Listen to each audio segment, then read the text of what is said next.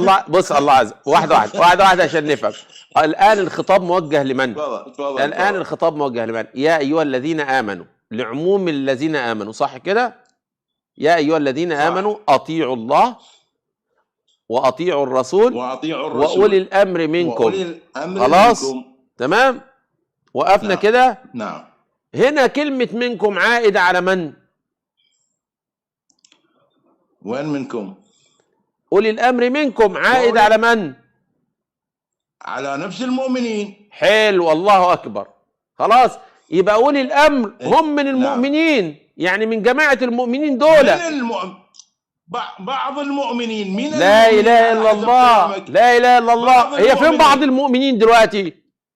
الآية تقول يا أيها الذين آمنوا، الآية تقول يا أيها الذين آمنوا أطيعوا الله وأطيعوا الرسول وأولي الأمر منكم. يعني من المؤمنين. منكم بعضهم. جبت بعضهم منين؟ سؤال جبت بعضهم منين؟ جبت بعضهم منين؟ لأن المن للتبعيض أستاذ وليد. ومن التبعيض ليه؟ ما هو بيقول من المؤمنين، ما منكم هنا. نعم، بعض المؤمنين وليس يا عم يعني هم كل، اسمعني بس، ما هي لازم اساسا تكون من للتبعيض. انت جبت جديد، لان اساسا الايه تتكلم على ان هناك البعض من المؤمنين اولي الامر، مش كل المؤمنين. نعم، احسنت. طب ما انا عارف ان انا احسنت، انت اللي بتحط حاجات مش موجوده اساسا. استاذ وليد انت اللي اسمعني بس، اسمعني واحده. جوابها بسيط. واحده، اسمعني بس، اسمعني. يبقى هنا طالما انت اللي دخلت بقى، خد البوم الكبيره ديت عشان ارحلك لكوالالمبور، صح كده؟ منكم هنا للتبعيض ولا مش للتبعيض؟ للتبعيض. الله اكبر. اقل التبعيض كام؟ اقل التبعيض 12. اقل التبعيض 12. نعم.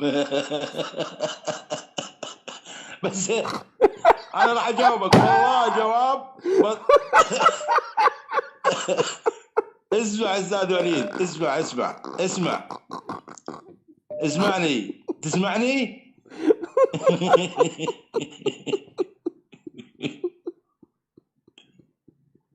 اذا خلص الضحك قل لي جاوب. واحده بالله عليك تجاوبني بس. اقل التبعيض كام؟ اقل التبعيض انت بعد شنو اقل التبعيض؟ لا والله ما سيبك. اقل التبعيض كام؟ اقل التبعيض كام؟ من 3 فما فوق. لا، من 3 ل 10. لا اقل التبعيض كام؟ الزم عليك. اقل التبعيض كام؟ لا تقول لي من 3 ل 10. امال كام؟ الان انت قلت من 3 فما فوق. فما فوق يعني ممكن يبقوا كام؟ 12 بس؟ يعني ما يبقوش 13 ولا 9؟ ممكن.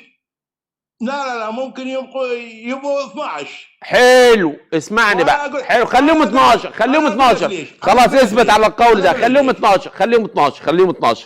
نعم. خليهم 12. طيب فين ال 12؟ الآية دي نزلت في عهد النبي صلى الله عليه وسلم، والآية في الجمع وطاعة. اسمعني.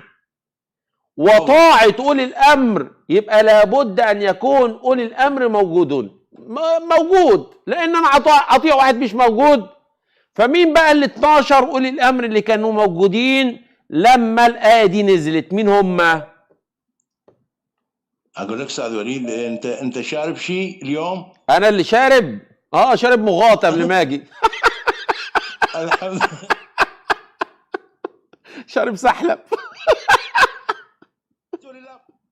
روح الله يهديك ويصلح لك حالك. الله سبحانه وتعالى. روح دور على ال 12 اللي كانوا موجودين في عهد النبي، لأن الله عز وجل عندما يلزمنا بطاعة إنسان في آية وفي زمن النبي صلى الله عليه وسلم، يبقى أنت تقول إن هم 12. طب فين بقى ال 12 اللي في عهد النبي صلى الله عليه وسلم؟ شكرا ليك يا أبو علي. يبقى تعالى. الله المستعان. والله مضحكين.